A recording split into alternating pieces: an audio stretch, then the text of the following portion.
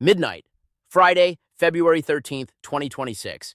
That is the moment the Department of Homeland Security is set to shutter. TSA, FEMA, immigration enforcement, border operations, all of it, on the brink of going dark. And why? Because Senate Democrats walked out of Washington without a deal. They blocked the funding bill. They blocked the 2-week extension. They got on planes, and they are heading home. This is the third partial government shutdown of this Congress. Let that sink in. Today, we are breaking down exactly what happened, who is responsible, what is really at stake, and what this tells us about the Democratic Party's strategy, not just on immigration, but on power itself. Buckle up. This one is important. Let us walk through exactly what happened this week, because the media has already started spinning it, and you deserve the straight timeline. The Department of Homeland Security needed funding. A full-year funding bill had been crafted by Republicans. Senate Majority Leader Thune of South Dakota brought it to the floor. The White House was engaged. Negotiations were happening. Earlier this week, there was genuine optimism that a deal could get done. Then Wednesday night happened. Senate Democrats received the legislative text of the White House's counteroffer. Thursday morning, Democrats emerged from a closed-door meeting and delivered their verdict. Not sufficient. No deal. They blocked the full-year funding bill, then they blocked a 2-week continuing resolution, a simple stopgap that would have just bought more time for negotiations. They blocked that too. Thune made the call. With no deal in sight and both chambers ready to leave for a week-long recess, he sent lawmakers home. If a breakthrough happened, they would be on 24-hour notice to return. But those breakthroughs are not materializing. Some Democratic senators are literally flying to Munich, Germany for the annual Munich Security Conference while the Department of Homeland Security is shutting down at home. Read that sentence again. The result, DHS goes dark at midnight Friday. Unless something changes dramatically during the recess, and right now there is no indication it will, the shutdown continues until lawmakers return. This is not a miscommunication. This is not a procedural accident. This is a choice, a deliberate, calculated political choice. So what are Democrats actually asking for? What is the demand that is worth shutting down the entire Department of Homeland Security? Senate Minority Leader Chuck Schumer has been very explicit. Democrats are demanding stringent legislative reforms to immigration and customs enforcement, ICE. They want legislation that, in their framing, would rein in ICE and, in Schumer's own words, stop the violence. Schumer put it this way: the administration doesn't actually want to reform ICE. They never do it on their own. That is why we are fighting for legislation to rein in ICE and stop the violence. Now, let's unpack that for a moment. Stop the violence. That is the framing Democrats are using to describe federal immigration enforcement operations. Not border security, not law enforcement, violence. The White House offered a counteroffer. Tom Homan, the border czar, personally told Democratic senators that operations in Minneapolis would be drawn down as negotiations continued. That is a significant concession. A direct, real-time olive branch from one of the most aggressive immigration enforcers in the administration. Democrats were not persuaded. A senior White House official described the situation bluntly. At this point, it seems clear that the Democrats are going to walk away from that bipartisan conversation. They're going to shut the department down. They're going to deprive Americans of critical services such as FEMA, such as TSA, and what will be the third partial government shutdown of this Congress. Think about that list of services. FEMA, the agency that responds when hurricanes hit, when tornadoes tear through towns, when floods destroy communities. TSA, the agency that secures every commercial airport in the United States. These are the services Democrats are willing to shut down in order to extract legislative concessions on ICE reform. That is the trade Democrats are making. FEMA and TSA for ICE reforms. Emergency response and airport security for immigration politics. That is the explicit calculation. Senate Majority Leader Thune said something on Thursday that I want you to sit with, because it is not just a talking point. It is an analysis that cuts to the heart of what is happening in Washington right now. Here's what Thune said, word for word. What it appears to me, at least at this point, is happening is the Democrats, like they did last fall, they really don't want the solution. They don't want the answer. They want the political issue. They want the political issue, not the solution, the issue. This is a profound accusation, and the evidence supports it. Democrats were offered a counteroffer. They rejected it. They were offered a 2-week extension just to keep talking. They rejected that too. Tom Homan offered a personal assurance about Minneapolis. That was not enough. At every off-ramp, Democrats drove past the exit because every off-ramp meant the shutdown didn't happen. And if the shutdown doesn't happen, they lose the rallying cry. They lose the outrage.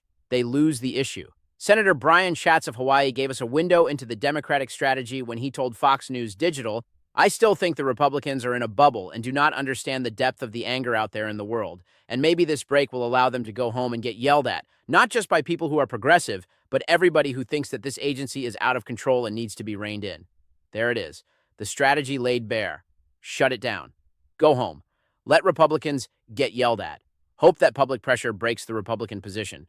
This is not governance. This is political hostage-taking with critical federal services as the leverage. And the hostages? The American people who depend on FEMA when disaster strikes. The travelers who depend on TSA to secure their airports. The border communities who depend on DHS operations to maintain some semblance of order.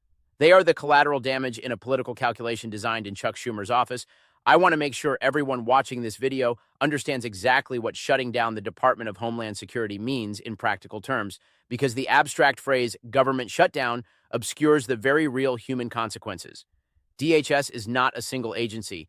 It is a massive umbrella department that houses some of the most critical operational agencies in the entire federal government. When DHS shuts down, here is what that actually touches. The Transportation Security Administration. TSA screens approximately 2 million passengers every single day at airports across the United States. TSA agents are considered essential. They will keep working, but they will work without pay until the shutdown ends. That creates morale and retention issues that have real-world consequences for security quality. The Federal Emergency Management Agency. FEMA is the agency that mobilizes when America faces its worst disasters. Hurricanes, tornadoes, floods, wildfires, mass casualty events. During a shutdown, FEMA's administrative functions are impaired. Grant processing slows. Disaster recovery programs can stall. Communities that are already suffering are left waiting longer for federal support. U.S. Customs and Border Protection. CBP manages every port of entry into the United States. Airports, land crossings, seaports. CBP officers are essential workers. They will keep working, but again, without pay. The processing of travel documents, cargo inspections, and border security operations will continue, but under degraded conditions. U.S. Immigration and Customs Enforcement. ICE agents, the very people at the center of this political dispute, are essential and will continue operating. But the administrative infrastructure that supports their operations can be compromised. Courts, hearings, case processing, all of this slows. The United States Secret Service. The agency that protects the President of the United States is under DHS. During a shutdown, Secret Service personnel work without pay. These are the men and women who stand between the president and harm's way. And Senate Democrats have decided their ICE demands are worth leaving them without a paycheck. The U.S. Coast Guard, maritime law enforcement, drug interdiction, search and rescue. The Coast Guard operates under DHS. During a shutdown, coasties work without pay. They save lives at sea without a paycheck because Senate Democrats want legislative ICE reforms. This is what Chuck Schumer and Senate Democrats chose when they boarded their planes and left Washington. This is the price tag of their political strategy. Here's what makes this moment even more alarming. It is not new. Thune himself referenced what happened last fall when Democrats executed the exact same playbook. He tried to break their blockade then. He failed. This is the third partial government shutdown of this Congress. The third. That is not a pattern of failed negotiations. That is a pattern of deliberate political strategy. Let's think about what Democrats believe they accomplished in previous shutdowns. Did they get their ICE reforms? No. Did they shift public opinion dramatically against Republicans? Arguably not, given the election results and the composition of the current Congress. Did they extract major concessions from the Trump administration? Not on immigration enforcement. So if the strategy has not produced the desired policy outcomes before, why are they running it again? Two possible answers. One, they believe the cumulative pressure of multiple shutdowns will eventually break Republican unity and force concessions. Two, this is primarily a base mobilization strategy, not a policy strategy. The goal is not to change the law. The goal is to keep the progressive base energized, angry, and donating. Look at Senator Schatz's comment again. Maybe this break will allow them to go home and get yelled at. He is not talking about policy outcomes. He is talking about political pressure campaigns. He is talking about constituent anger as a weapon. This is the Democratic minority in the Senate operating not as legislators trying to govern, but as an opposition movement trying to sustain political energy through manufactured confrontation. And the Department of Homeland Security and the American people who depend on it are the canvas on which that political performance is being painted. History will record this. 3 shutdowns, same Congress, same obstruction, different day. I want to be fair here, because fairness matters, and because understanding what Republicans actually offered is essential to evaluating Democratic responsibility for this shutdown. The White House did not simply refuse to engage. They produced a counteroffer, they put it in legislative text, they sent it to Senate Democrats Wednesday night. That is not stonewalling, that is negotiating. Tom Homan, the border czar, the man who represents the hardest line on immigration enforcement in this administration, personally engaged with Democratic senators. And in those conversations, he offered something remarkable: a drawdown of operations in Minneapolis as negotiations continued. That is a real operational concession. From the toughest immigration enforcer in Washington, Democrats were not persuaded. Republicans also offered a 2-week continuing resolution. Not a permanent solution, not a full-year deal, just a bridge to keep talking. A 2-week bridge. That is the absolute minimum ask in a negotiation. Keep the lights on for 2 more weeks while we figure this out. Democrats blocked it. Think about what it means to block even a 2-week stopgap. It means you are not interested in buying time to negotiate. It means you want the shutdown to happen. It means the shutdown itself, not the policy outcome, is the goal. Talks of another counteroffer are reportedly in the works. Some Senate Democrats reportedly hope the recess and the shutdown itself will serve as a wake-up call to Republicans. But the Republicans made concessions. The Republicans negotiated. The Republicans offered a bridge. At some point, the party that keeps blocking the bridges owns the flood. I want to ask a question that cuts deeper than the headlines, because I think the surface story, Democrats want ICE reforms, Republicans don't, and actually obscures the real dynamic at play. Is this really about ICE, or is this about power? Consider this. Democrats are in the minority. They lost the Senate, they lost the House, they lost the White House. The 2024 election delivered a clear verdict on the direction Americans wanted the country to go. Immigration enforcement was one of the central issues of that election. Voters spoke. And now the minority party in the Senate, the party that lost, is using procedural tools to shut down the federal agency responsible for enforcing the very immigration policies that the winning party ran on. They are using the minority veto that Senate rules allow to block the implementation of policies that voters chose. That is a legitimate use of Senate procedure. Let's be clear about that. The filibuster and cloture rules exist. Democrats are using them. This is legal. This is constitutional. But legality and wisdom are not the same thing, and legitimacy and good faith are not the same thing.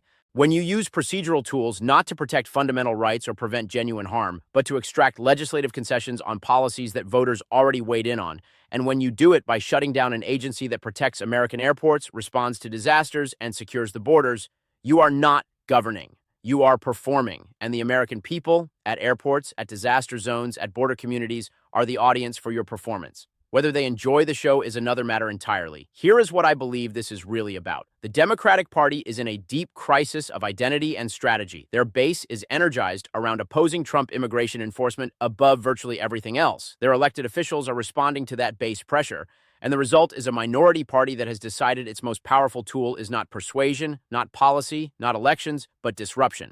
Disrupt the government, disrupt the operations, disrupt the news cycle.